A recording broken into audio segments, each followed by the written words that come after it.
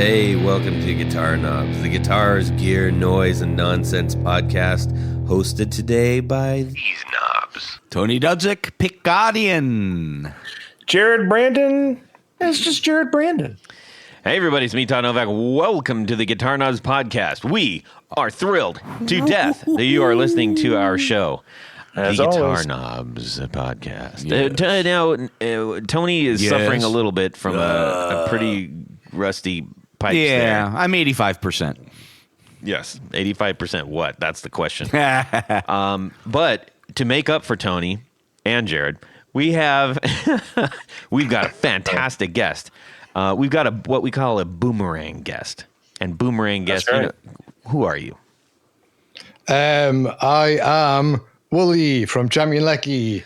Perfect. Yay, Willie.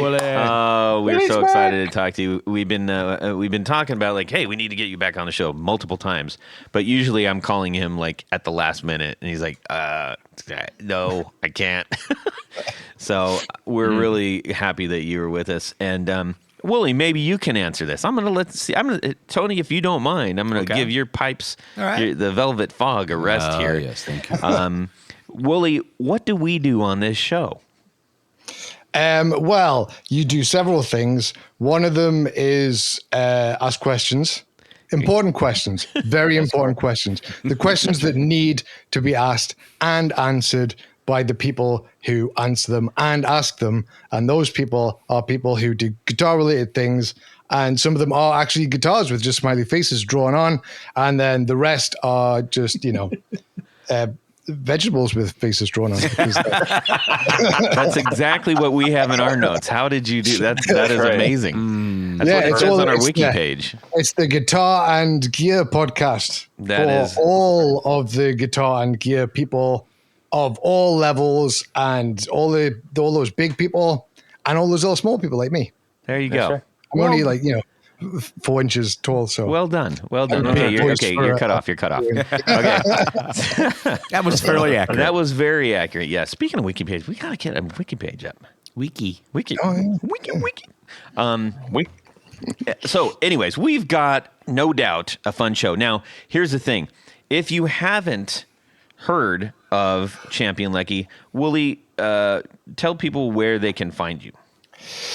I am on Instagram for as long as Instagram is going to be a thing, because that's kind of, I've got a website, which is championlecky.com. I actually recently started up a Discord, just for, gear chatting so people can keep in contact with me, which you can access via the website or Instagram. Excellent. And become a member, and it's free, just chat about gear stuff. Yeah. And they can find ours on there too, which we didn't set up, but it's there. And if you're like, oh my gosh, I love this guy already, you can do one thing that's very easy. You can go find out where you're listening to the show already and search for. Do you know which ones they are? Probably not. You can search for episode 80 and 142. Wow. That is correct. Both of my lucky numbers. Yeah. That's right. 80 and 142. And now 291. Wow. Ooh. Yes. I believe it's 291. Is it? I think so. Let me see. Hang on. Yeah. I'm going to verify Let's that. verify that. Because we just, so you're coming. No, 292. You'll be 292. Ooh, Yes. it's a palindrome. Yes. 292, 80, and 142. Okay, and if anybody puts in those lottery numbers and wins, you owe half Yes. to Wooly. That's right. Anyways, yes, we've had various adventures with Wooly. He's always great to talk to, always fun, and more importantly, he loves gear and makes some really fantastic gear out there. So legitimately, please check out the And places. fun gear. And fun gear, yes.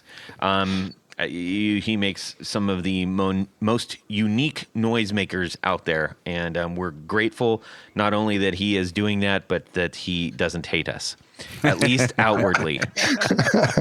Yet. Yes, yet. There's still time.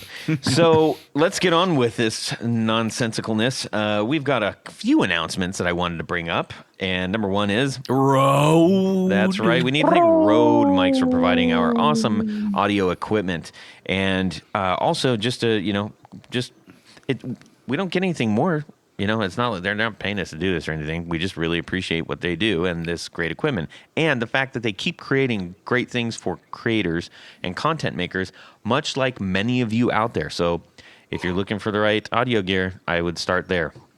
Easy peasy. Yep. And maybe the check will be in the mail someday. And then let's see here. I also want to bring up, this was really cool. So 2 of our Grand Poobahs were cosmically connected. I got a message from David Poe. And David, I did check with Tim, and he said it was okay. And Tim, I told him that David Poe said it was okay. Anyways, David listened to one of the episode that we had with Tim Novak, who runs Bardic Audio. Yeah. And since he's been on, he's made just like a whole range of pedals, and is also connecting with other pedal builders to do various things. So he just blew up, right? And anyways, is he okay? He is okay. Yes. David reached out to him, and David works at Shure. Oh. And Are you sure? I am sure. And guess what? He offered Tim a job, and now Tim works at Shure. How cool is that? Just because they're friends of our guitar universe. I love that. I hope it works out. Wow. Yeah. it's Worlds super are cool. colliding. It's really neat. So congratulations, Tim and David, for getting a great guy in Tim. Yes. And please, if the rest of you are making connections elsewhere, we've had a few others that I guess we didn't really bring up or were asked not to, for legal reasons or whatever. But please let us know. That'd be really cool to hear about. And also, we will be having Bardic Audio back on to tell us about all the great things that he's been making since. Nice. And I wanted to also just call attention really quick to I've got a small pile of giveaways that I'm getting to. Okay, we just got the Klon pedals that John Esterly modded. Those are going to go out. So as soon as I can, I swear those are going to get given away. Whoever wins those are going to love them. Oh man, they're super cool. And a couple of shirts. Some from we got one from Low Sounds. Low Sounds, yeah. And then also from Acorn. And also speaking from Acorn, the ADHD pedal. Oh, yeah. Well, that's going to get going away. Look we're just trying to figure out ways to hook you guys up. And also the hoodies that went out to get ordered, we're sorting that out. They're on their way. Not in the mail yet, but they're on their way to then get there. So it is still in motion. Don't worry. You will get them, I promise. Trust Todd. Trust in me. Trust in me. Just in me. A little Jungle Book action there for you guys. Oh, alrighty. What's going on in our music world? This week, we're going to start with Tanya Belansky, a.k.a. Tony Wonderbrain Superhead, and he's going to tell us all about it. And then we're going to check in with Wooly. Well, Todd, in my music world this week, you know what a fanatic I am about books. Yes. Specifically guitar books. Specifically guitar books. And I like other books too. But specifically guitar books. Specifically. So I had done some, some research on a couple of new books that came out not too long ago. And there was one that was really highly recommended. And so I decided to order it up. And this is called Complete Guitar Wiring by Jerry Hayes. Now, Jerry Hayes is a guy is a luthier and builder and repairer in Ireland, and he's got. If you go to his website, it's Hayes Guitars, Haze Guitars. His name is spelled Hayes, but he has no confusion there whatsoever. No. I think he just liked the idea of calling something Hayes, but it's a really. If you know what you're doing when it comes to guitars and wiring, it's a good reminder, and it's a good primer for someone who is just It looks like getting into a it. guitar school tech book. Well, what's really nice about it, and I've got a number of these repair books and wiring books and things like that, and usually, I mean, it's very dry to read. This one is a little bit of humor interjected in there, but he really goes into detail.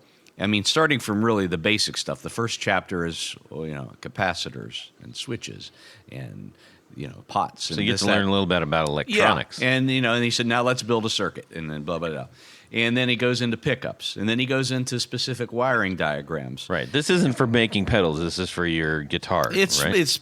I mean, you could apply a lot of it to building pedals, but it's specifically for guitar circuitry. Okay. And it's really well done. The illustrations are really good. That's something that's always been kind of lacking in a lot of other books. A lot of them are like old pencil drawings. Yeah, it's almost like somebody took a Etch-a-Sketch and tried to... Or a pencil, like I just said. Or a pencil, like Todd just said, because Todd is always right. Well. But anyhow, I highly recommend this one. I think it was like $35 on Amazon. It's paperback, and I think, if nothing else, it's a good reference book. Does he have an eye patch? No, he does not have an eye patch. What is that? It looks like he had an eye patch. No, he's just looking down at a guitar. Yeah. And he's done a couple of other books too on how to buy a vintage used guitar. There's sketchy setups. So he's done a couple of other things, and he does some things electronically too. But definitely worth checking out. And like I said, even as just a reference material, if you need to know a specific guitar. He doesn't have every guitar in there. So but it gives you the values of what things should be. Yeah. Yeah, that's a good idea. Yeah, and it's laid out in a way that if you were looking into, say, the back of a Les Paul, you would see the pots as they appear, as opposed to trying to read off of a schematic diagram. Yes, I like that. That's really cool. So I'm giving it a gold star. Well, wonderful. I like that very much. So let's see, Wooly, how about yourself? So this week, actually, I'm going to jump back like a couple of years and then come back to this week. Just because, so you remember probably like the first time and the last time we chatted, We'll explain why coming up. That's why he's jumping back. Yes. Yeah. When we like talked about some pedals and music stuff, and like I think the first one on the floor had said like the Black Russian Big Muff. I used to play a lot of like much heavier stuff and fuzzy stuff. Yep. And since coming to America, I've actually started playing in a band kind of shortly after we were talking last, and I wanted to do something different, so I went back to standard tuning. I'm playing a Mustang through a Fender Twin. Are you just playing like really in a Cameo loud cover band? I am playing in a kind of surfy band. Okay. We've been described as post-surf. Post-surf, that's cool. Yeah. And our EP just went up for pre-order this week. I made that as quick as possible. But yeah, like the last 2 years, basically we kind of like plugging away at this band, and our EP just came out this week. Well, the pre-order went up this week. It'll actually be available in a week or two, I think it is. Okay. So yeah, and I had the joy of mixing and mastering it, which was a lot of fun. And a lot of time. So you're playing a Mustang, bright, into a Fender Twin, right? Bright and loud. Yeah. Are you wearing earplugs? Yes. Oh my, yes. My favorite thing about Twins is if you have them on the floor and you're standing in front of them and you hit certain notes, it kind of buckles your knees. I love it. When you said a surfy band, there's a band that we were on a bill with here called Teen Mortgage. It's two guys, a guitar player and a drummer. And they kind of have like that, like it's like post-surf. It's surf just in the sense that it is drenched in reverb. There's a reverb. It sounds dark and it's single coily stuff, right? But it's driving. And I think I want to say that they're either from Philly or from New Jersey. I'm trying to remember. Oh, right. But okay. they're like out your way for sure. I'll definitely have to check that out. Teen Mortgage. Yeah. Oh, did I even say? I suppose I should say the name of the band. Otherwise, it's just Yeah, do Yeah, it. please. So, the band is called Party Nerves. That's Party Nerves. Nibs? Nerves. Nerves. Nerds? Nerves. Viz. The. Put a V in it. Viz. Okay. Party nerves. That's the one. You might want to choose one that people can actually. I like party nerds better. The Spotify algorithms are like, what are all these searches for nibs and nubs? And Do you know how many times a week I'll say something to my wife and she'll just look at me like, what? And then like 2 seconds she'll go, oh, and then repeat the word back to me. Yeah. It's fun learning English, isn't it? Well, that's really cool. I'm glad that you have something that you're throwing some more, some different creative energy into. That's really cool. Yeah. And it's like the first, because we've started playing live. That's a great name, by the way. Gigs. Oh, thank you. It's the first gigs that I've been doing in like 6 years. That's great, dude. Yeah. So Party Nerves, everybody. And also check out Teen Mortgage. They're really, really good. Oh, yeah. And Bastard written Sons it of down. Neptune. And Bastard Sons, yeah, Billy's band. He's in he's in kind of like a retro traditional, sort of, a traditional yeah. sort of kind of thing. Yeah. All right. How about Jared? Oh man. So let's go back a few weeks. We're gonna have a part one. So part one, I go to Tony's house and because I'm going to a game Saturday. I go to a game and Tony has like guitar books in his house. Mm-hmm. So that's how it relates to guitars. Okay. But so Tony Bolonsky, what I'd like to say is by far one of the best hosts I could imagine. He gracious to open their home to me. He took me to the game and then he picked me up from the game and he looked for me on High Street. And then here's the funny part. So I said, hey, I really appreciate you guys letting me stink up your house for the weekend.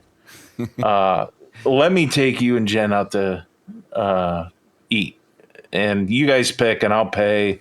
And it's my thank you. So we do that. We go to Bag of Nails, great little brunch. Rusty Bucket. And Rusty Bucket, yeah. Rusty Bucket. You can get a bag of nails at the Rusty Bucket, though. Same thing. Yeah. Great meal, brunch kind of thing. And we were talking about smoked salmon. And Tony's like, yeah, let's go to the store and get some smoked salmon. That's what we'll have for dinner. So he got smoked salmon, he got pork, he got beef. That was wrapped And for the in next bacon. 5 or 6 hours, Tony was just slaving over smoking all this meat all afternoon. Yeah, it wasn't After that. It wasn't that. Well, you much. worked hard, dude. You were in and out. I was like, "Where's Tony?" Oh, he's preparing for this huge feast. So after I pay, and That's that just was so he supposed doesn't to be have the to big go meal, in and right? hear, Tony, come rub my feet. Right. So, I mean, it may Made as me well think have about been that. like that, dude. I mean, Tony made this spectacular, huge feast after I paid it, for lunch to thank him, and then here we go again. I'm accepting more agape, which is love. I mean, it was fantastic. So thank you, Tony. Well, you're And then, very welcome, Jared. Anytime. Part I two. lead by example. I tell you what, man, seriously, great. The dogs were great. I love the dogs. Anyway, part two, I got a guitar. What'd you get? New guitar. What? I got a new guitar I bought from Gibson. I got a good price for it because I worked there. Yeah. But it's a custom shop EDS 1275. Ah, see, now that you had your eye on those for all these I've years. had my eye on one of those for a long time, and I owned an Epiphone version in the late 90s when the Jimmy Page Epiphone version came out. They had a neck through, Yep. and they also had a bolt on. And I bought the neck through, and I paid around $1,000 for it. Yep. Back in the day, and it was a great guitar, except for the electronics were a little less to be desired. Yep. But other than that, I actually took it to Korea with me because I was in the active service at the time. How did you get that to Korea? Why on earth would My you dad- take a my double dad neck sent it. guitar to Korea? Wow. My dad sent it to me. I mean, Yeah. that's a big case. Yeah. It cost. I didn't know how much. I was just a 19-year-old kid. I didn't know how much it was going to cost my dad Wow. until he told me later. I'm like, "What? It costs that much, Dad?" I could have bought one here. Yeah. I know. I didn't care, but because I just wanted it because I had nothing else to do. Well, that's cool. So, But, so what about this? So this is a, you said it's a custom shop, 1275? Well, to finish up the episode really quickly, I actually traded that for my first real Gibson Les Paul. So that's the last time I had one. And Okay. back to the custom one, it's a demo. It's not. It was. There's some things wrong with the finish or something. And to be honest, I looked over everything. I couldn't really see anything that stuck out to me. Of course, I'm not a super picky guy about how perfect the guitar is. Was one of the necks but missing? The hardware's lightly aged. Nice. What color is it? So it's cherry. Oh, cherry one. Nice. It's cherry. Yeah, it's cherry. No, there's a white one I'm looking at, but I don't think I'll get that as quite as good Well, a you deal. kind of have to. I mean, you are known for the Buying more than one at a We're going time. to call you twofer now. Yeah. Yeah. Well, I had an idea though. If I wanted to test some pickups, I mean, you could just take, the nut off the 12 and the bridge and, make that a 6-string, and then you would have an instant A-B on the same guitar because you have two different necks and two different sets of pickups. They'll sound different. One neck is up higher, the other is down lower. Oh my gosh, Tony. Well, then flip it over. Well, to then the it's left going to sound hand. backwards. Yeah, you can only play backwards riffs. Yeah, and whichever way you do it, one's always going to sound further away as well. Yes, that is true. Good point, Wooly. Good point. Man, I'm glad I have you guys in my corner. Well, Yeah. that's cool. I mean, that's a guitar that I know that you've been trying to track down for years, and now you've got they're one. expensive. Well- They're really expensive, and I got a really good deal on this, so Yeah, I had to move on it. So yeah. That's good. And are you going to leave it stock, or are you going to change out pickups, or what are you thinking? yeah, I'm designing stuff. So down the road, there's some stuff coming out. So I'll probably mess around, and change stuff around. Maybe Nice. the custom bucker. There's like 4 custom buckers that came in it. They're probably, I didn't measure them all yet, but they're probably all around the same 8K. Mm-hmm. So I probably want to change the necks out. But the bridges sound fantastic. Oh, well. But for now, I may change the necks to like a T-type or a T-top, or maybe have Zach make me some Brandon Wand T-tops, Well, maybe maybe I'll get some T-types from Gibson. Who or knows? you could put like a dog ear P90 in the neck on each side. I could. A humbucker route. Yeah. Yeah. Yep. There we go. But no, I'm really excited about it. It's Good. of course, I played Hotel and Stairway already on Well, it. You got to. you have to. Well, you're done then. Send Yeah. it back. Except Stairway to Heaven was performed in the studio on a Fender Electric 12. You can totally tell too. You can totally tell. It sounds good Yeah. Yeah. in the recording. Yeah. Interesting. Todd, what What about about you, Todd? Well, last week, at the end of the week, I got we had maybe our last gig of the season. I'm not really sure. There may be something very special coming up, which I'm kind of crossing my fingers about. And well, I'll just throw it out there, because if it lands, cool, and if it doesn't, well, then you can blame them. Yeah. You're opening up for Smashing Pumpkins? Starcrawler, potentially. No. We're in the running to open up for Starcrawler. Yeah. Now they're coming to Columbus, Yeah. and we got a hold of some peoples, and so they seem to be positive, but will remain to be seen. And interestingly enough, Team Mortgage,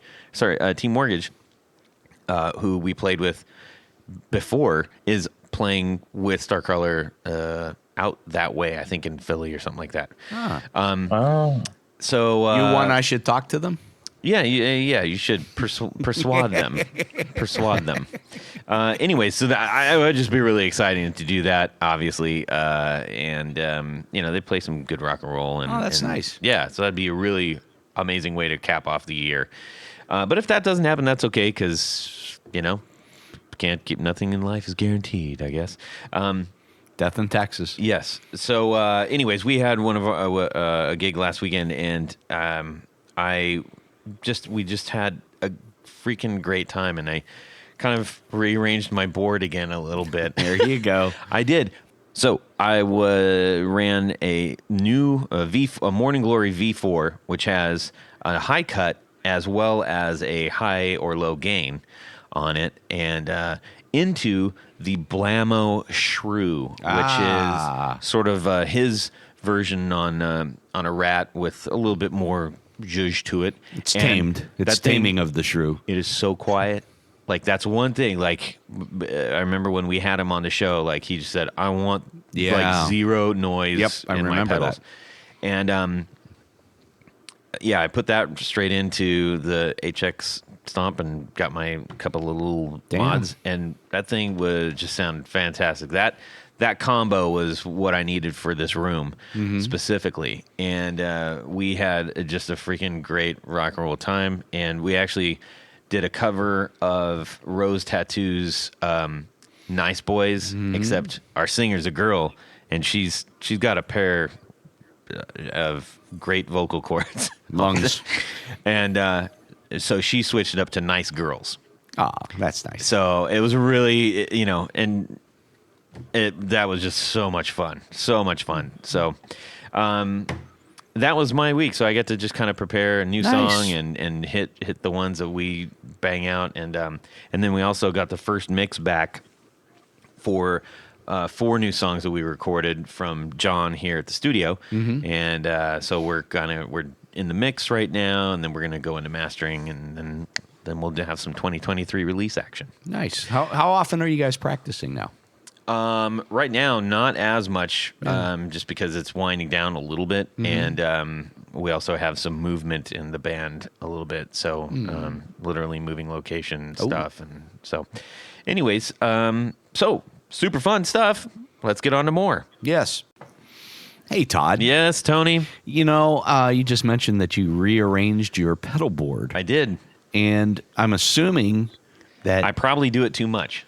Well, is the Velcro still sticking? The Velcro is still sticking. That's a good sign. Yes. But I was wondering, is there something in particular that makes it easier to rearrange a pedal board? It is, and it's because I don't have to fight for room or manage the spaghetti. And especially when you're swapping out pedals and you're like, what about this one? What about this one in front of them? It's super easy to have a bunch of different lengths and different configuring assignments as far as like a U shape or an S shape where the jacks are, to be able to do that.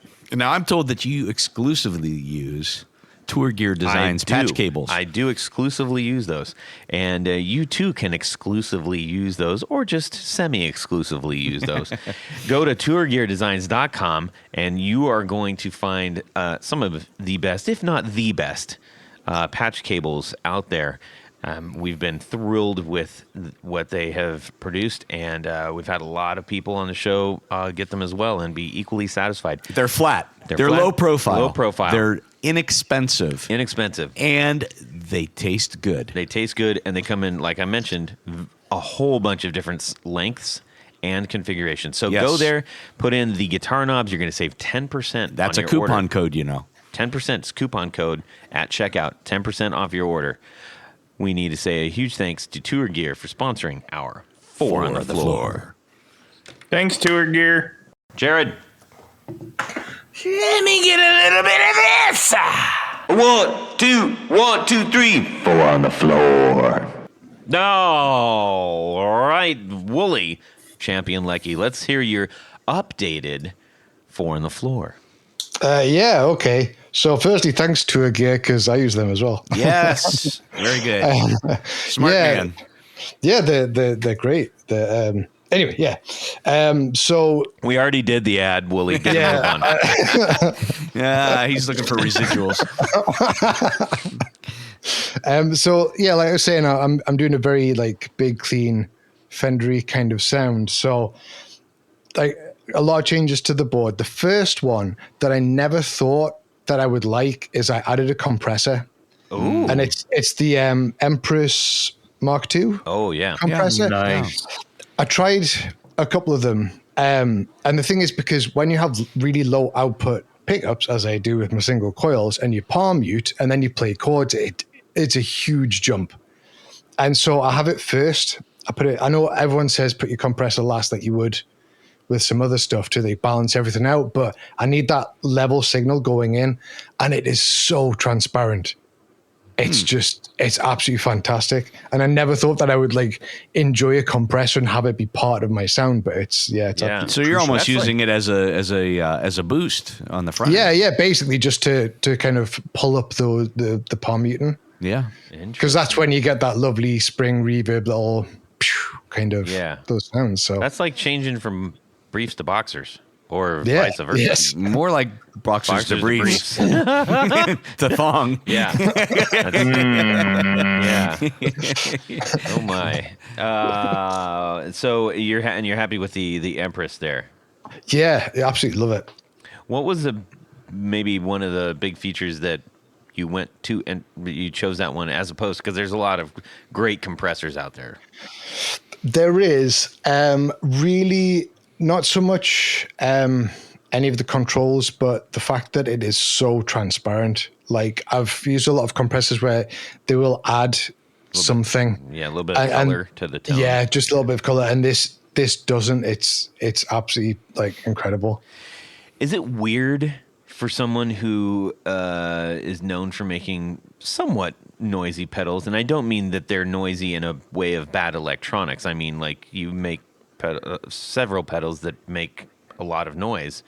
And to all of a sudden be doing like really maybe less noisy stuff.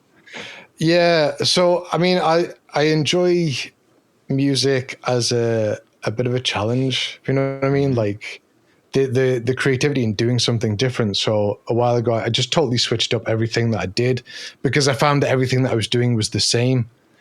Yeah. And I wanted to do something very different. So like my pedal board is pretty small and it's all pretty standard stuff. And a lot of people, when I talk to them, like they're expecting me to have some crazy weird, you know, whatever, like synth Isn't pedals. That strange? Yeah. And I'm just like, no, it's just clean. And I've just got like, you know, dirt and chorus and reverb pedal. But yeah, I mean, I do enjoy like all the crazy pedals and I have a bunch of them. Yeah. And, you know, I have like projects in mind, like little ideas that I've got for like songs and stuff that I will do with those and have loads of fun. Like, you know, when I'm working on new prototypes, I have loads of fun, just kind of get lost in making weird sounds and stuff. But yeah, for this band and the stuff that I'm doing now, I went all the way back to just like kind of the joy of playing guitar. Mm-hmm. And a lot of the stuff I wrote without even playing through an amp when we were first starting out. So it didn't rely on any effects. Well, that's cool. Yeah. Back to the roots. Back to the beach, y'all. What's number 2? So number 2 is, I suppose I'm going to kind of have to split it because they're both always on pedals to make my clean sound nice where I want it. And one of them is the Fettle Boost. Mm-hmm. Rest in peace. Nice. Which is like the only, yeah, it's the only like pedal of mine that I've ever used properly in any band. But it's always on. It just gives you that nice mid range and like a little bit of cut that I want. And the other one is can also make your guitar sound completely off the rails, like driven. Mm-hmm. That's true. I don't do that though. I don't like the noise. It hurts my ears. But yeah, the other one that I've got there is the Wamp. It's a fun word. From 29 Pedals. Oh yeah, at the end of the chain. Yeah. I used to always have like, I think it's MXR 10 band EQ, like right at the end, because, you know, if you're playing different shows in different places with different amps, sometimes you got to like tweak things.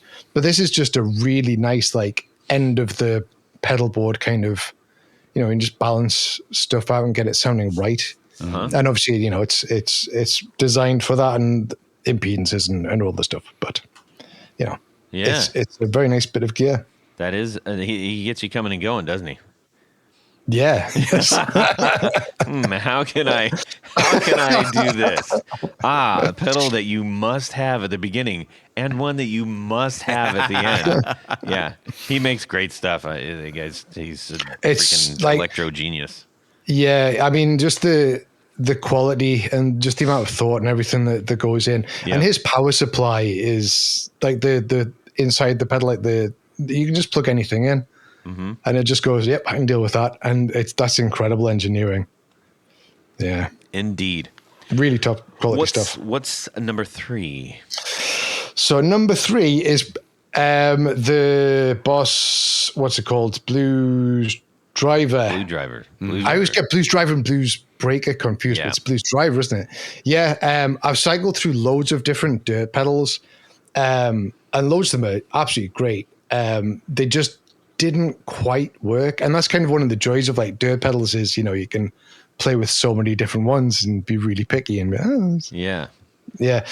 I ended up settling on the Boss Blues Driver. It's fantastic. Were you surprised by that choice? No, I've always loved Boss, and I've kind of bought quite a few Boss things recently. Like just, you know, there's absolute magic about Boss. I know like they're so ubiquitous that people don't talk about them. It's just like they're there and everyone knows them all the time. But they're such an incredible company. Yeah. And just, so many innovations. You know, speaking of Boss, just really quick, I saw a demo for, I think it's called the Slicer. Yeah, the SL2. That looks wicked. Yeah, I just pre-ordered one actually. Wow, that's kind of bananas. It's really, tell me if I could be way off here. All right, but you're way off. To me, it sounded like if a bit crusher, didn't crush the bits, but did rearrange the bits. Right. Except it's your actual tone. It's just getting like, it just jumbles up all the pixels and stuff. Right? I mean, am I kind of close? I mean, I haven't even looked into everything that it can do, but I remember being really interested in the original Slicer, which I think was like the SL20 or something. It was one of the double pedal units. Yeah. And then someone famous who I can't remember mentioned it on like YouTube or something, and the prices went through the roof. And I was like, I'm not going to spend that kind of money, like several $100s on one. And then they reissued it with, like, I think it's got a few more features. I'm trying not to look into it too much because I'm really excited about it and I want to save that for when I play with it. That's cool. But it's it does a bunch of tremolo-y stuff. Basically, it like chops your signal. Yeah, up, if you know what I mean. Yeah, like, but that's what I'm saying. Like, yeah, I kind of see sound like visually. In my head, I'm not. It's just kind of the way that I can express. You know, like if I'm talking about drive signals or distortion signals, I talk about how they look in my head. Anyways, do you have the synesthesia? I don't know. That's what I have. That. Oh, okay. It's where like you associate. So synesthesia is largely like your senses kind of combine. So when I'm playing a riff or like end up settling on something, I always have a picture. Yeah. In my mind, that's synesthesia, mate. Oh, wow. Interesting. Yeah, you should look into that. Is that good? Do I like that? Fascinating. Yeah, it means you have a very special brain. Oh. And you can wait. You can play a synthesizer now. Yeah, I could.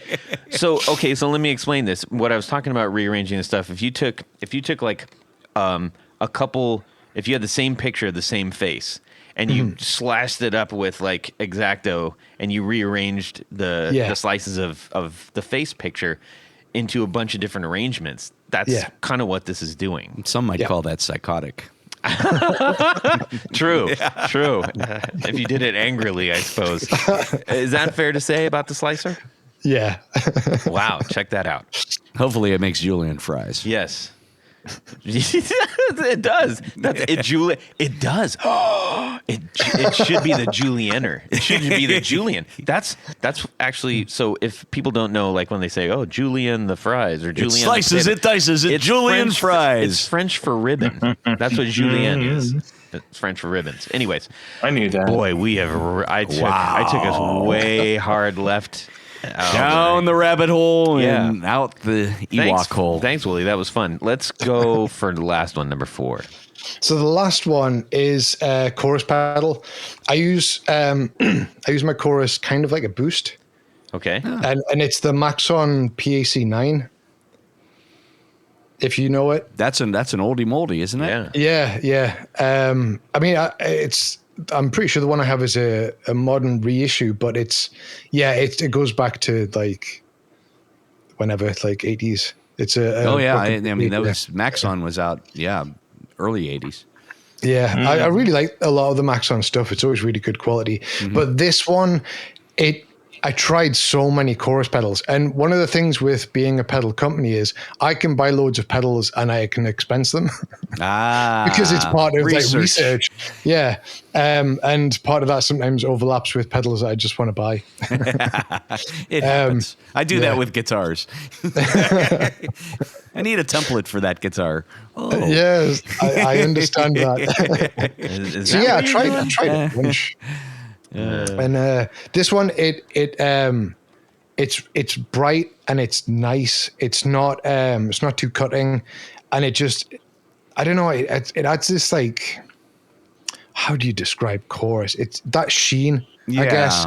So it's probably a little more subtle than some of the real obnoxious choruses, I would guess. Yeah, right? It's kind of, it just adds this really nice cut, and it's kind of a very like 80s kind of sound as well, really, and it works well with the dirt. It works really well with the dirt. Is the other thing. Yeah. Usually those don't like a lot of heat in the front end. They usually like to be at the early part of the chain, but that's cool. Very, very interesting stuff. I like that you have new stuff that you're trying out. I'm curious though, did you have to, like, if you're just going kind of straight into your amp for like quote unquote clean? Was there anything else? Well, I suppose the 29 pedals one is kind of doing this.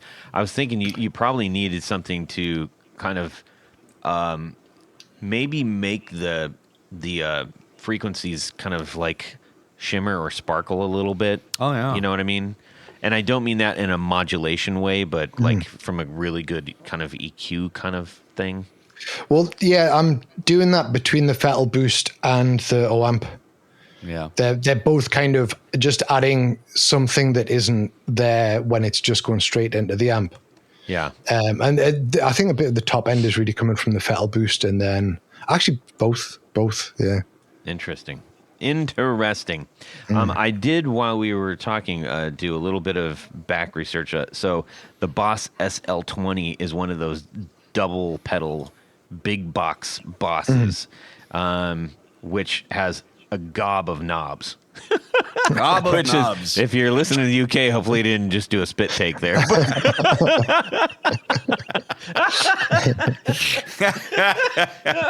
Oh, so many jokes.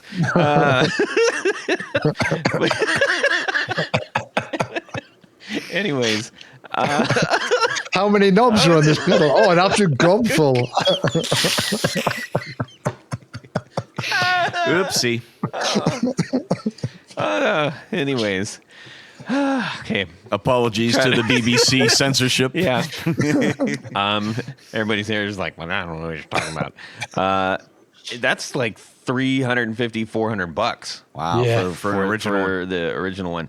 But the new ones are $169, pretty much standard across the board. Nice. Pretty neato. So after I think there's going to probably be a handful of people that are like, I don't know what to do with this, and then so they'll be selling them. Watch them on Reverb cheaper. But anyways, ta-da! Well, thanks for sharing your 4 on the floor, dude.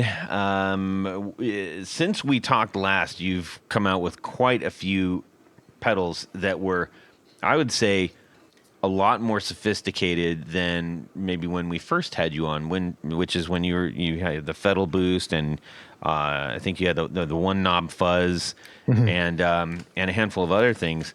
And then we talked on the phone after the last one, and I didn't realize that you came out with a whole bunch of really amazing modulation stuff. You didn't really come out with any new dirt per se, unless I'm completely wrong. But let's see. Soon, I've got one coming soon. So you had the skitter, you had you had swans, and the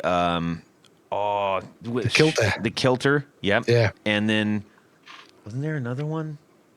So I think it's just, let's see. So I had the Woozy out. Woozy, that's it. When was that? I think I would have had that out last time. Yes, you did. Yep. We did the show, it just or it come was out, just actually. about to come out. Yeah, something like that. And then it was the skitter. Yeah. And then the kilter, and then the swan hunter. Yeah. Yeah. Well, anybody, hopefully you out there are watching the 1 Minute Wonder demos that I've been putting out. But honestly, I use the skitter so often on for those demos for it sounds so good. I just really love the sound of that pedal. And it has a lot of versatility packed into a little box, with the tremolo and a reverb and the interaction and sort of the skitter knob thing that makes it go. How's it go? Wow, that's cool. Yeah. So if you, I'm doing a quick plug up front because I wanted to mention that. I wanted to thank you because you did make a really great pedal that I use, and that has, I think it's one of the ones that kind of maybe flies a little bit under the radar because it doesn't sound, if you're looking for it, it doesn't say, oh, it's the reverberation amolo thing. It's like, what's a skitter? And it's got goofy pictures on it. And you're like, okay, that might be cool, but what I need is a reverb and a tremolo together. So, which is exactly what this thing is. So, you have been. So you got a couple of those pedals out, but then you kind of had a bit of a setback. Why don't we start there? Yeah, I mean, so yeah, I did the Woozy, and then I did the skitter, and then I did the kilter, and then that would have been like kind of into the pandemic a bit. Yeah.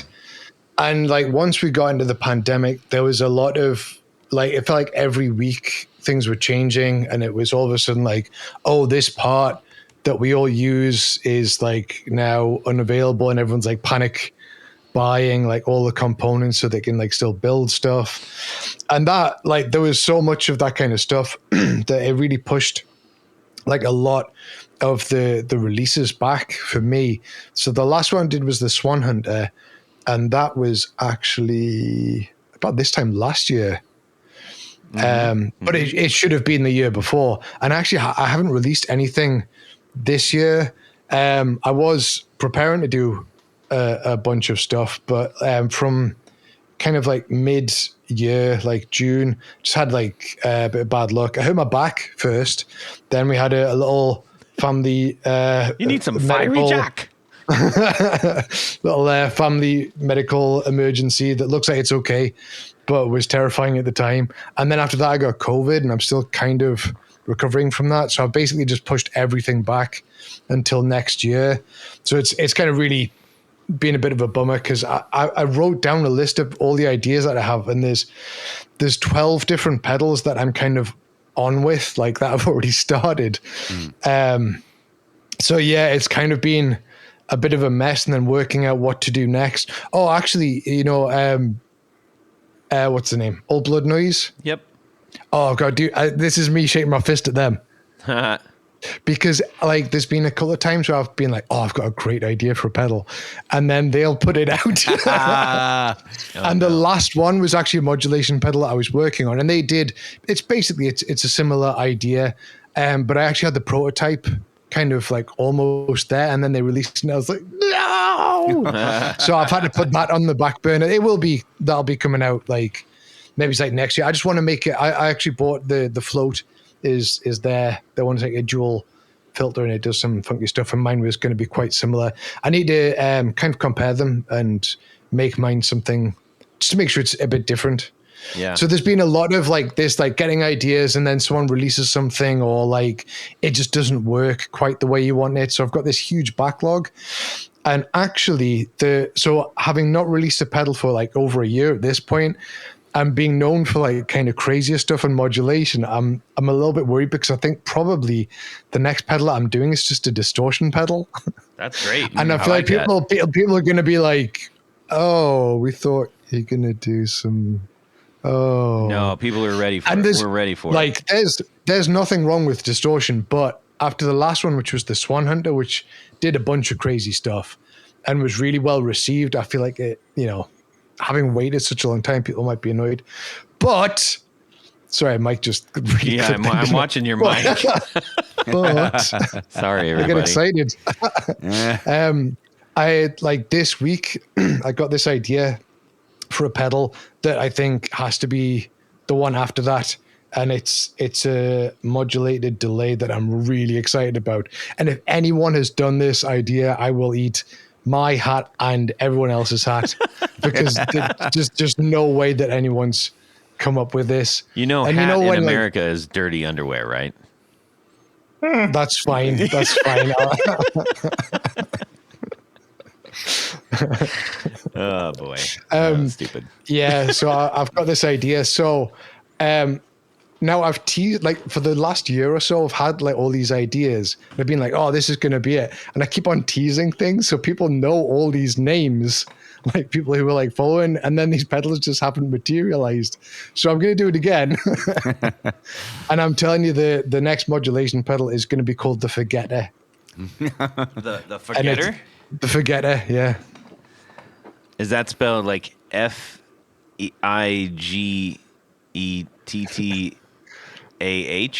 That's a kind of pasta. I would love it if you did actually make it that spelling. That would be pretty great. F-U-H-G-E-T-T-A. Yeah. Forget it. That's cool. I'm excited about that. Actually, one of the things when I called you and I was like, "Ooh, I got this great idea. I want this to happen," because I needed it for my own self.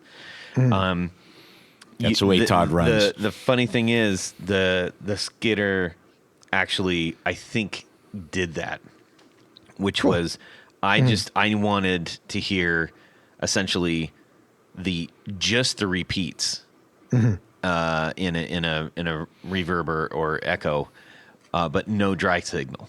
Yeah. And that's I was having trouble. I was like, man, I just need to hit that, and basically my signal go away, but you can hear like really far away, like, oh, I hear the echo, So and he's like, might be, I was like, okay, we'll just leave it at that. So, well, I'm excited that you're putting out a drive pedal because we all raved about the pedal boost when you came out with that. I mean, that's what our first interview was that, and I think we were lucky enough. We all, we have our own hand painted OG or Woozy, not Woozy, but Woolly. I'm looking at the Woozy on the screen. He's getting all woozy. Yeah, and that's neat. That's just it's a signature thing. So, but your distortion, can you tell us about that? It's going to be called the Dunch, and it's got a little bit of DNA from the Get, which was my take on the Black Russian that we probably talked about. Yes. The first time that we talked. So the Dunch, it was basically, I took the very last section of the Big Muff and I did some fancy stuff to it to make it ridiculously loud and fuzzy.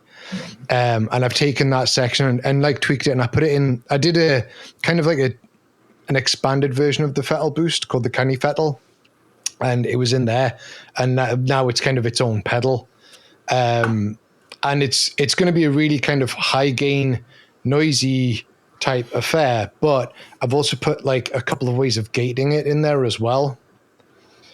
So there's like a switch, and there's like a bias knob that will make your signal gate, so you can actually cut out, because it's such high gain, you always get that like noise floor, and it just cuts that out. Well, that sounds cool. So yeah, I mean, I'm fine with it as a design. I think it's pretty cool, but I'm so worried that like I've done all this stuff and then waited. You know, people have waited for such a long time. Don't be worried. We support it. We like it. It's great. You have a library of awesome modulation, and now the rest of the world needs some noise from you. Now, may I indulge the rest of the people who are like, what is this guy talking about, and what are these words? Of course. Can you give a little bit of explanation first from why you're making up these words and what they mean? So are there any words specifically? Well, we can start. Where are you from? So I am from Newcastle, which is in the northeast of England. It's the bit just below Scotland, which is a much better explanation for people in America, because they're always like, you're Scottish, aren't you? And I'm like, no, but yes. Let's just say yes. And if you're from that area, you are known as a what? A Geordie. Right. And Geordies speak what? Geordie. But there's actually a lot of slang and a lot of like common dialect words that are shared through Northern England, like Scotland and Merseyside as well. Mm-hmm. So there's actually, what's the lad's name? I think it's Soundlad. Soundlad Liverpool has a pedal called scran, which is a word that we use as well, which just means food. Interesting.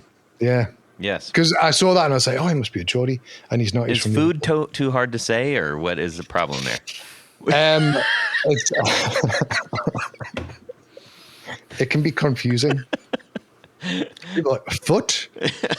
Food? Saying food book? Yeah. So some of these other terms that you have. So let's talk about some of your pedal names, okay? So the Fettle boost. Mm-hmm. Okay, so what is Fettle? So Fettle is your mood, like how you are, your condition. Uh-huh. And so people will say, well, people don't say. My gran used to say, like, how's your Fettle? Right. So, how you doing? I'd actually love to talk to her. She would be a blast. Anyways.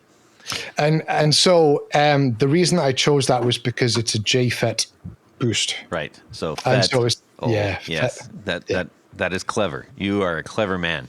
Let's talk about the woozy. So the woozy is that's just an English word meaning woozy. Well, that's no fun. I chose that because it's kind of like a seasick, chorusy. Yeah. I took the themes of being at sea and being drunk with that pedal. So all the names like backwash, which is the repeats. Yeah. And you get backwash and you drink. Yes. You can. That is also disgusting and gross. And yeah. Yes. Dregs, which is the little bits that end up at the bottom of your drink when you're finished. Yes. We use dregs here. Like if you go to certain areas or certain stores or something, you say, boy, I was in there with the dregs of humanity. Yeah. Yes. And then you got, let's see, the skitter. We can skip that one for, okay. Yeah. It's dirty, isn't it? We want to maintain our G rating. Yes. Yes. Yeah. Okay. Let's. People can look that one up. Okay. All right. Want. That's fair. And the kilter. And the kilter. So the kilter, the name of the kilter came from one of the switches on the skitter.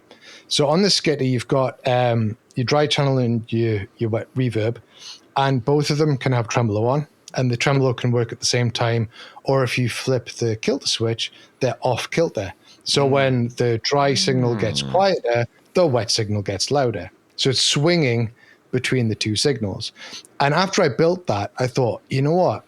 If I did the same pedal, but instead of having it go through a dry channel and a wet channel that are hardwired in, if I had two effects loops, so people can send it through two pedals of whatever they've got, that would be more fun. So I did that, and I named it the Kilter based on that function of swinging between two signals. Now we are all None the wiser. yes. So from olden days, have the Fat Get, Oh yeah, so the fat get all of the which guests, arguably is the best pedal design you ever did. yeah. So the fat get and all the gets, the bloody gets. The get was based on the Black Russian Big Muff circuit, but a get in the Northeast is a git elsewhere in the UK, which is kind of like a jerk, I guess. Okay. All right. That's why everybody keeps calling me a Get. All right. Anyways, I know that is something we covered way back, but we have an awful lot of new listeners. Need some refreshers. Need a little bit of refresher. Oh, there's one other thing. So the company name is Champion Leccy. Yes. Which champion means like great as an exclamation, like, oh, champion. Yeah. And Leccy is electric. Electricity. Or electricity. But because we're not in the northeast of England, no one knows how to pronounce Leccy. Right. So all across like the internet, you know, people have said, oh, I've got Leccy, Leccy. Yes. And there's another one, I think. And I don't really care, to be honest. It doesn't really matter. And I actually wrote in a post, like for years I was calling Moog instead of Moog, which is a lot funnier when you write it down. Indeed. Because it just says Moog. Most of the world still calls them Moog. I mean, you know, except it's sort of like you can either fight that fight or continue calling your shoes Adidas. You know, Nikkei. Yeah, Nikkei, Adidas, all those things. Anyways, you want to hear a funny story about that really quick? It's worth it. So please. In my day job, working in an agency of video shoots and photo shoots and stuff for different companies and stuff. At this one point, there was a shoe company, and we had these models modeling the shoes. This one particular model came out, and she had on these really cool Adidas, or Adidas, sorry, but we'll just say Adidas, like the most of the Western world. And she's like, "Oh, I really like these." I said, "You know, we actually call them the wrong thing," and she was like, "What are you talking about?" I said, they're supposed to be called Adidas. She said, "Why would they be called Adidas?" I said, "Well, because the guy who created them is named Adi Dassler. So that's why they're called Adidas. But we don't call them that over here. We just say Adidas." And when we got off that, I went back to our main room, and they were in this dressing area, and they didn't realize that the walls didn't go all the way to the ceiling. And she just started talking all kinds of crap on me. It's like, he said Adidas. Who does he think he is? And just really kind of started going off. This person also was not really qualified to do the thing that we asked her to do. And she had ugly feet. So she came back out. I said, "You can go home now." I kicked her off the set. But I'm like, "Look, yeah, I'm actually the top person here, so you don't get to do that." Wow. What a cat. What you mean? A get? Her a get? Yes. Boy, you really dropped the ball on that joke, Tony. I'll let you slide because you weren't clap me feeling back well. in. Clap me back in. So, Wooly, in the world, as you've been kind of sitting back and being sick and not really building as much, obviously, I know that's been frustrating to you.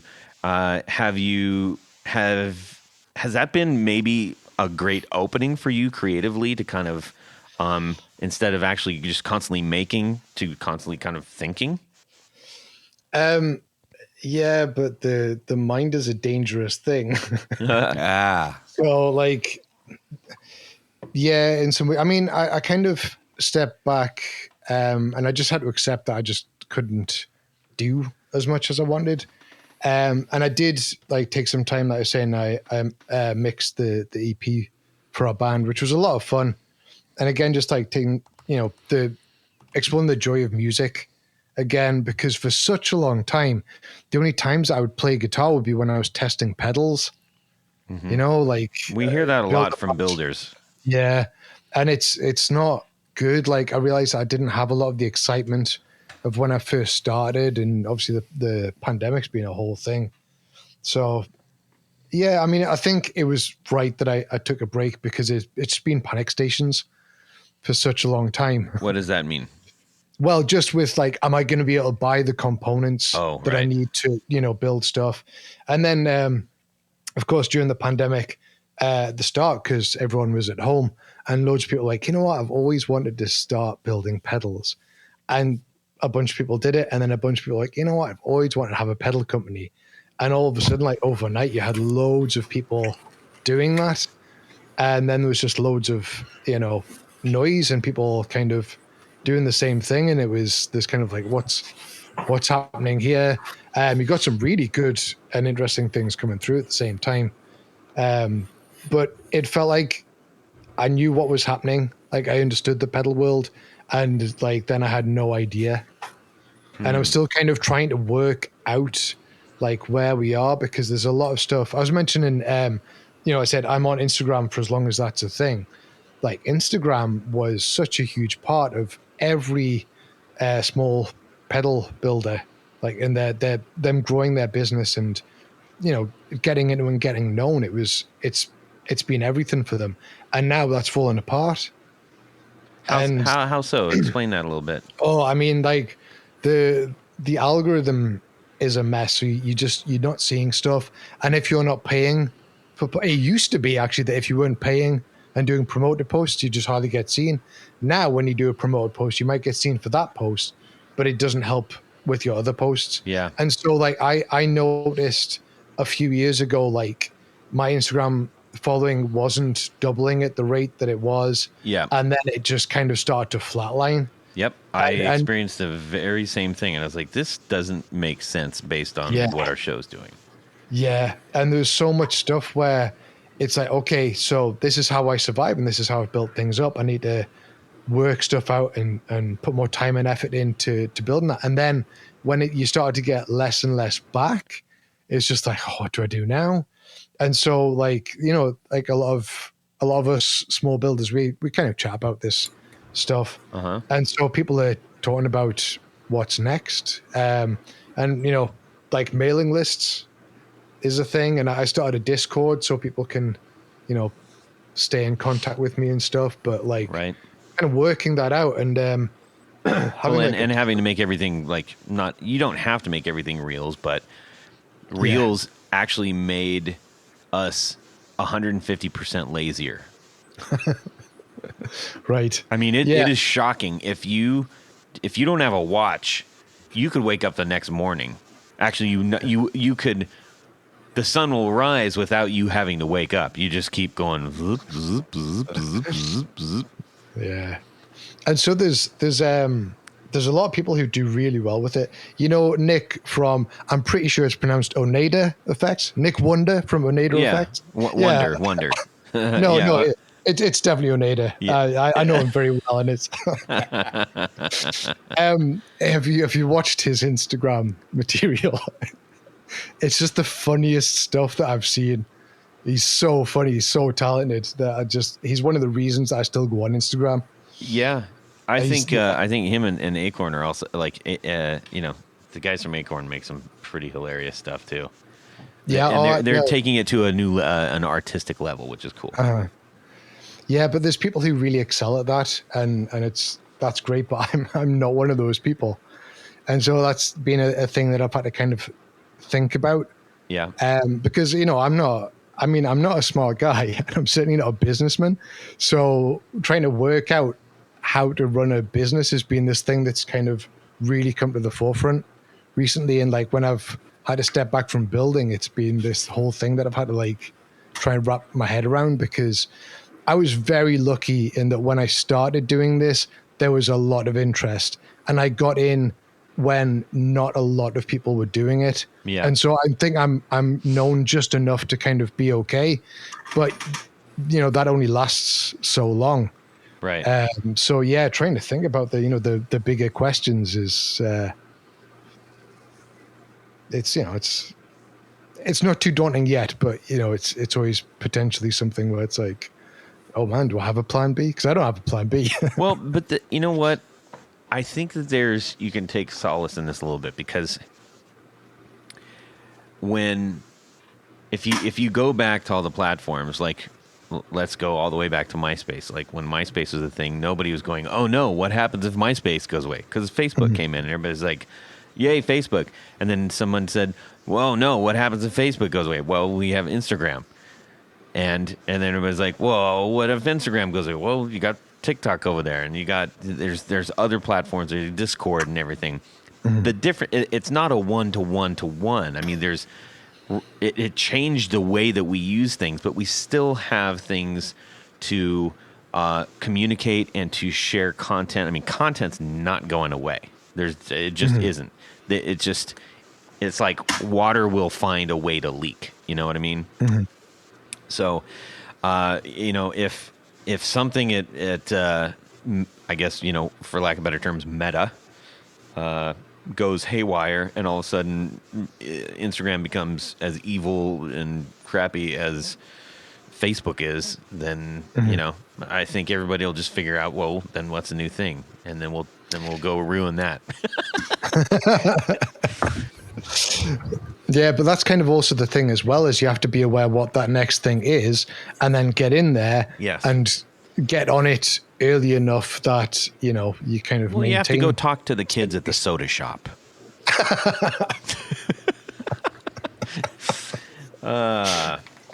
So, Willie, you referenced that you've got a distortion coming out, which may not have been necessarily inspired by a heavenly dream or anything. But now that you are kind of getting back in, and you're getting off of the COVID-ness, and parts are coming back in, what are some of the inspirations that you are pulling from for the sounds that you're trying to create? So a lot of what I'm doing is kind of based on my learning journey, I guess. So a lot of the stuff that I've done, I'll take something from that and be like, oh yeah, that might work. And then I'll try it and it does work. But then I'll have another application for that. And I'll take kind of like sections that I've worked on, or sections that I have ideas for. And I'll try and like rehash them in new and interesting ways. So, for example, with the kilter, I used that in the skitter, and I used it in the kilter, the idea of like your signal being swunged between, like up and down between. So you could, I haven't made a stereo version of that yet, but that would be like a further application of that. And it's something that I am going to explore with one of the releases next year. That's saying the modulated delay of like having a delayed signal that's kind of going to and fro. And it started really with, just simple stuff like going, I'll put a summing amp in here, which is basically like a mixer. So on the skitter, there's the level for the dry and there's the level for the reverb. And so you can like you can have like lots of parallel effects, and then you just have a volume, and it's like, oh, I know how to do that now. And then I kind of start applying that, and I try and take these sections and apply them to different things in different ways, which is why I have a list of 12 pedals that I'm kind of working on, is because it's all the same kind of ideas, but applied in very unique ways across things that I use. The PT2399 chip for echo, and it's very, very common. It was, people have talked about it, and whoever's doing echo stuff now, because the Bucket Brigade stuff is so difficult to get. Yeah.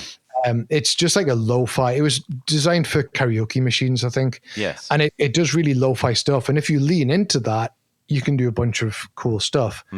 And so I tried to use that and reuse that in designs and apply it in different ways. And the belt and brick, which is the reverb that's in the skitter, I try and use that. And from a business kind of point of view, taking the same parts and applying them to several designs is a good idea, because then you can buy bigger quantities and you know that you have them. Yeah.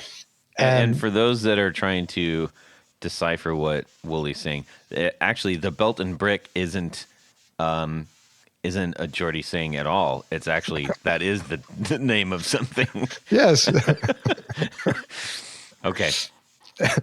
Carry on.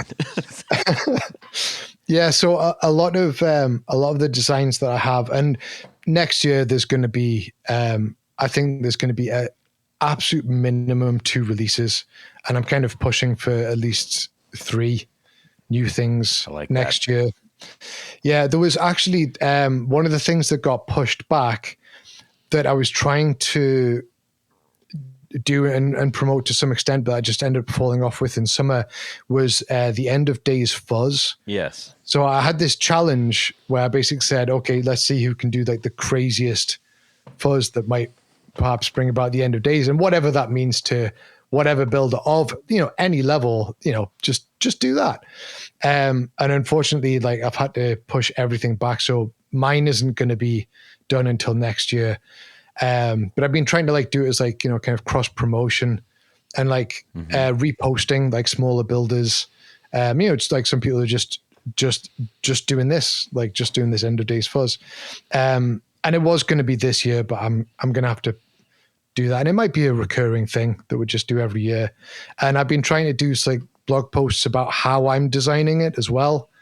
And like, as I go through and try these different things, what works and what doesn't, and then what that inspires me to do. Yeah. Well, actually, when you're talking about that particular one on episode 289, which we just had recently, that was with 0G, and his pedal, the Fuzz After Tomorrow, he was talking about that thing that you put together. Yeah. And that was a cool pedal. Yes. Yeah, there's been some great ones. And I feel bad because I wanted to do more with it and kind of, get it in more people's sight. And it just hasn't panned out that way. But I'm going to do it next year. And hopefully I can get some more people on board and, kind of help promote some smaller builders and stuff. Very cool. Very cool. But yeah, I have a very crazy idea for that. Which is why I started in the first place, because like no one will be able to defeat this. I love it. But then, yeah, I never did it, so I will. Only you could defeat that. But yeah, I like that idea of like kind of involving people in my design process. I think one thing that's very important is I'm not trained. Like I am, I'm not an electrical engineer or anything. I'm just kind of good at working with patterns, and kind of I have a very special brain that just kind of works in certain ways. That's probably working to your. I mean, let's address that really quick. When you have people that break out, so if we're thinking about musicians, right, and you think about like somebody like Joe Satriani or something like that, where it's just like he is precise and good in almost a robotic way, right? It's just like the guy's not going to play a wrong note. Everything's going to be perfect and everything, all the things, right? But then you have somebody, pick anybody else that is making crazier, notable sounds. You're like, whoa. And they're like, yeah, I really don't know what I'm doing, but I do know what I'm doing. Yeah. That is, to me, that's like one of those disruptor things, right? Where because you don't have those parameters in your head of something should be like this or should not be like this, you probably make more happy accidents. Yeah, exactly. And everyone's process is different in terms of like composition for music and for pedals, like how you put ideas together and how you work with things. Everyone is talented in a different way. Mm-hmm. And so like, I want to put that on show and be like, okay, so there's a bunch of stuff that I don't know, but I can still do this. I can still put these things together, and here's how I'm doing this. And yeah, someone could come in and be like, well, that was a stupid thing to do because maths, and physics. And I'd be like, okay, but I didn't know that. I just put these things together. And I've had, there's been a bunch of stuff that I've just designed by like jamming components in breadboards and be like, see what this does. And, sometimes it explodes. Yeah. Yeah. But, like sometimes you get stuff out of it where it's like, oh, okay, but why is it doing that? And then you can kind of learn, you can go and get an actual book and work out what it's doing, or maybe just experiment a bit more and kind of understand how you're getting it to do that and what gets it to do that more or less, and like controlling that thing that it does. Yeah. And I think it's kind of important to remember that there's, what's the saying, that all paths lead to Rome. Like, everyone has a totally different brain that works in totally different ways, different talents. Some people are very, very smart and very technical, and other people aren't. And, there's no reason why you can't just do the thing you want to do. Yeah. I mean, it takes effort, but, there's... It shouldn't, I think, getting to the point of don't let what you don't know prohibit you from trying or doing or making a mess. That's okay too, Absolutely. Cool, man. Well, Willie, as always, it is delightful to talk with you. And we are going to take this time to head on over in the El Camino and go pick up Jared. And, that's right. And then we're going to do a little thing. That's right. We're going to go to Would You Rather Land, because it's time for Would You Rather.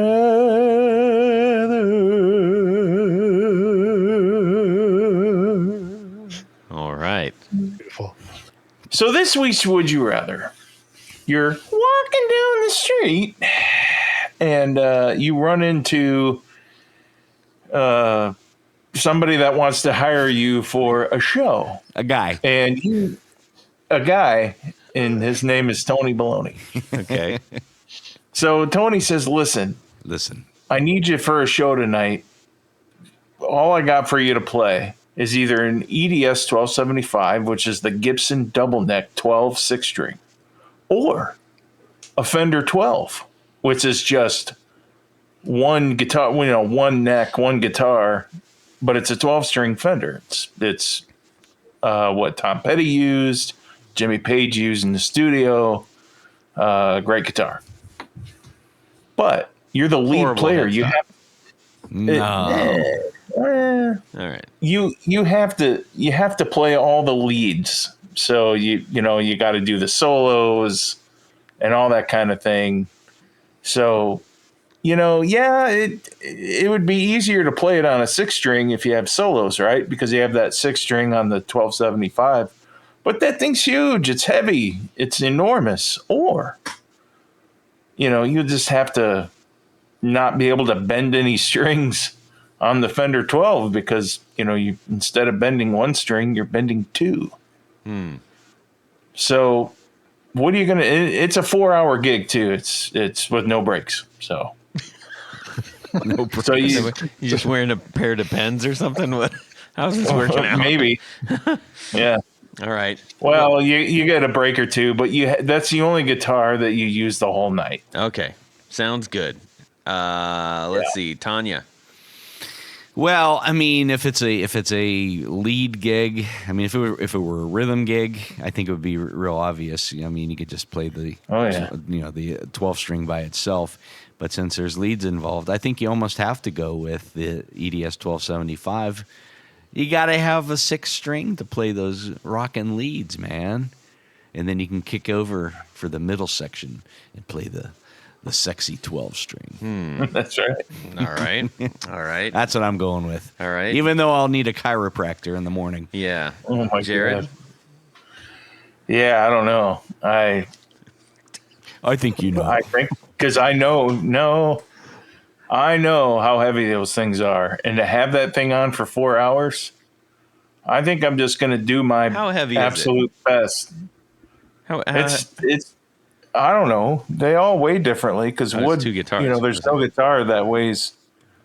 Yeah, so it's heavy, but it's an SG, so SGs are light. But two SGs, It weighs 300 pounds. two guitars. so it's one guitar body, but two necks. That's the weight of it. Yeah. Yeah. Yeah, It's the body a is guitar and a bigger. half. Well, I know it's Guitar bigger, and a but half. it's an SG, which is like super thin. I would say it's like, I would say 12, it's 13 pounds? 1.65 guitars. 13, 1.65. 13 I can get. I see that. At And an least 12 extended pounds. headstock. Okay. At least 12 pounds. It's really heavy, man. 12, Yeah. 13 pounds. It's really heavy, man.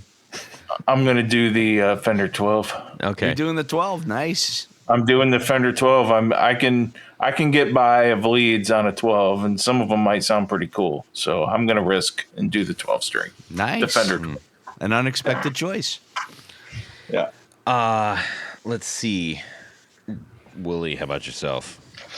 If anyone is hiring me to do lead, they probably should be put down. I think, I don't know, because if anyone has made that mistake already, they're already in for a terrible time. So I might just go with EDS and just sit on the bass drum. It's not going to be a good show anyway. So, so just struggling. Yeah. Yeah. Well, hypothetically, we're all at the same high level lead. So Yeah, and if the crowd gets extra rowdy, you can always grab both necks and then swat them with the body of the guitar. Yeah. Or just pin them to the wall. Yeah, I like that better. Right there, right in the neck.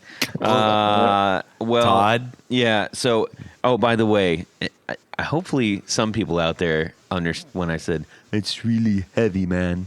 That's Neil from the Young Ones way back then. The young ones, yes. Oh wow, man, that's really heavy, man. Yeah, that was a great show. Anyways, I'm going with the Fender. Yeah. Because the dumb thing is all my leads are all bendy because I struggle doing lead stuff. And every time I say that, it is very kind, and a lot of people send me, well, you should do this and you should do that and you should try this. I've had some very, very thoughtful responses whenever I mention that, like, hey, we want to help you out, Todd. Did they ever say that warms my you heart? should turn down your amp? Yeah.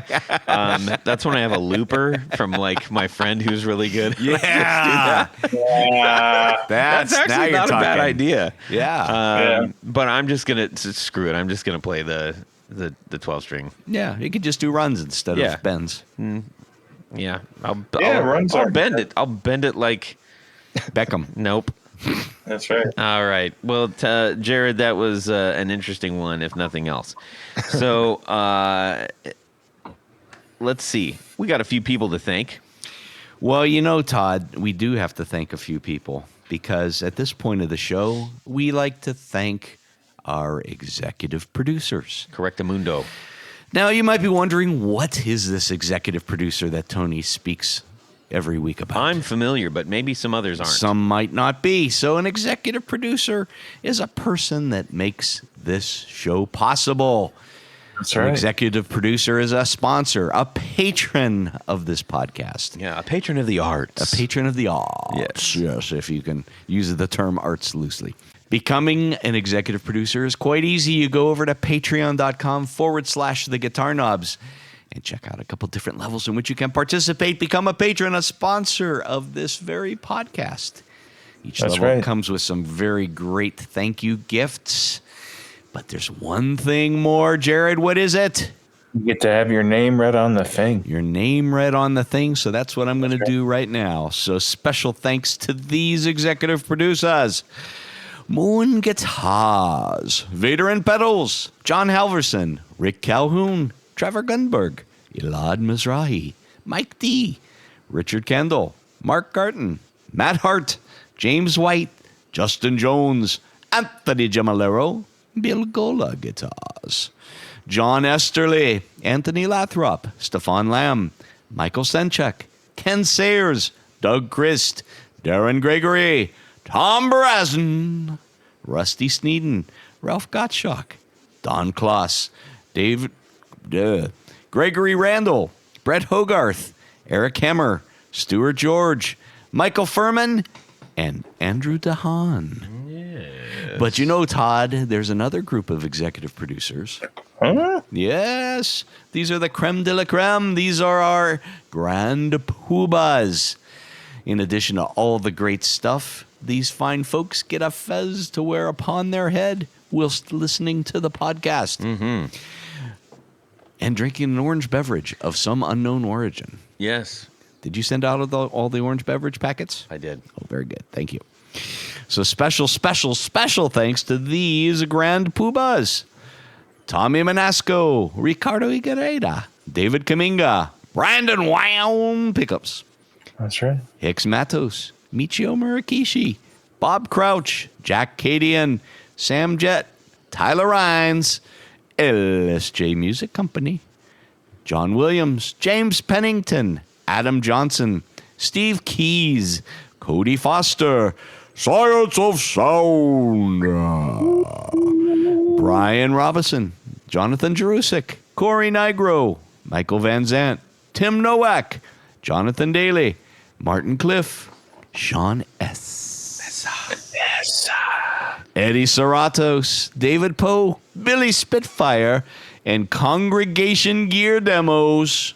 Thank you, thank you, thank you. Indeed. Well, we've come to that time, ladies and gentlemen. It is over. Parting is such sweet sorrow. It is such sweet sorrow. Dang it. Now, let's see, Wooly, where can people find your stuff and go buy your stuff? That would be championleccy.com. Excellent. Championleccy.com. I've got to say, you know, when you're reading everyone's name out, I think every week you should just like throw in a random name that isn't a real person, like Bertie Sandwich or something. Oh yeah, make it like Snidely like, Whiplash. Whoa, there's so many. Like a secret code. Yes. Ah. Yeah. If you can spot the person who isn't real, oh jeez, I don't want to get us into that. Now, I will say that you probably might want to sign up for Champion Leccy's newsletter. Oh, yeah. For new things that are coming. Is that fair to say? Yeah. So you can do that via the website. I should point out that Leccy is Leccy, and champion is spelled the way that everyone spells it because it's a common word. Right. That is true. A common word for an uncommon company. Yes, indeed. Let's see here. Tony? Just go over to pickguardian.com, check out some of the things that I do. Shoot me an email, let me know what you're trying to do. I do custom work, and I can help you out. Excellent. Jared? Jared.allen.brandon on Instagram. Send me a message and I'll eventually see it and reply back. Instagram. Indeed, yes. You can shoot me an email, Todd at theguitarknobs.com. You can also DM me on Instagram at guitarknobs. And we would love to hear from you. Send us your Would You Rathers, doggone it. We love getting those, and we're grateful for them. And I did want to find out, Lecky. Hey, Lecky. Yeah, we were talking about Lecky. Yeah. Hey, you Lecky. Wooly, what is how would you after a long fun night tell someone goodbye in a colorful way as a Geordie? Again, I don't think I can. In a colorful way. Reach, take it easy. Have a good night. Have a good night. A good neat. Okay. Yeah, I'm quite Geordie, but I'm not like full on Geordie, which is indecipherable to anyone outside the Newcastle. All right, we'll let you off the hook. And everybody out there, thank you so much for listening. Thank you so much for supporting our show. And please have a fantastic guitar week. Be nice and good to each other. And subscribe! Yeah. Oh, my. No, dude. He's like, I'm trying to say hi, you idiots. Shut up. It's like, God, it's already started. Watch out! Watch out! Watch out! Hang on. One second. Tony's been fastidiously working on one to send you. But I already have it. I'm ready to go. Okay. Tony, save that one for later. Jared, Just we get can better. hear you. Can you hear me? Yes, that's why I said we can hear you. Yes. Is Jared there? Yep. Did you lose a whole bunch of weight? Oh, no. There you go. Hey, I'm looking for my other mouse. I used to have 2 mice. Why do you need can't 2 find mice? Well, One for each hand. Yeah, you might find me like struggling to remember people's names. So you might have to be like, it's John from Electronic Audio Experiments, and we all have to drink now. Yeah, drink. Is Jared there? I can't hear Jared. Can you hear Jared? COVID. Jared, are you there? COVID. So, like, Well, you probably are 72, so Yeah, I know. I'm just lucky to be alive, really. that's terrible. Nope, not there. That is terrible. Probably left it somewhere. No, it's great down here. It's summer silly. longer here. It's Well, I don't want that. and away we go. Well, that's it for these knobs. Please visit our Patreon page at patreon.com/The Guitar Knobs. Visit our website at theguitarknobs.com for all of our past episodes, 4 on the Floor blog, and other good stuff. You can connect with us on social too at our Facebook page and share your gear and stories on our Facebook group. Also, be sure to check out our Instagram at Guitar Knobs. Catch you next time.